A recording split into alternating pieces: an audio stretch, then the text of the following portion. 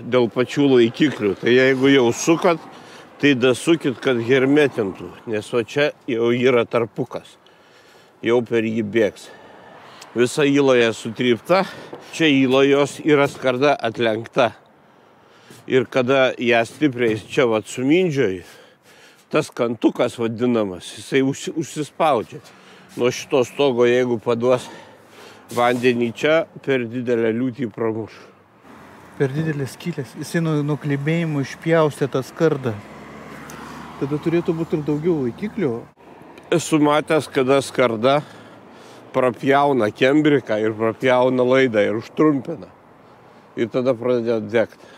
Jeigu čia prapjaus, čia aukšta įtampa. Antras dalykas, kada čia lyja, vamzdžiais vanduo irgi bėga po kraigu. Dabar kaip laidas ten po kraigu, to tolumoje? Nu va, tolumoje, tai vėl tą patį sakau, ten tik tai nurinkta, ten nepabėga, aišku, niekur, bet jau kembrikų nėra ir nuogi laidai ir jie palikti ant skardos. Čia aštri skarda.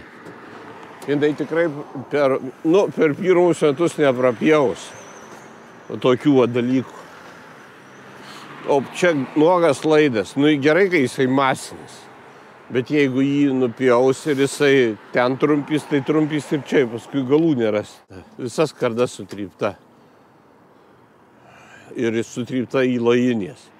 Kažkaip žmonės įsivaizduoja, kad jie vaikšto, nors turėtų būti stogdengiai suprast, kad ant įlojinės iš vis taip geriau nevaikščio. Vaidai, bet čia tai tikrai nupjaus tą vamzdį. Nupjaus, tai ir čia nupjaus, nes, per ilgą laiką, kaip sakyt, ta plasmasė, jinai kembrika įkištas, kitas neįkištas. Taip negali būti. Jeigu jau dedat visur kembrikus, tai sudėkit visur kembrikus. Dabar, jeigu jau veržėt, ten matau priveržta. Čia nedaveržta, vėl skylės. O čia, matau įveržta gerai, čia nebėgs. Tikrai nebėgs.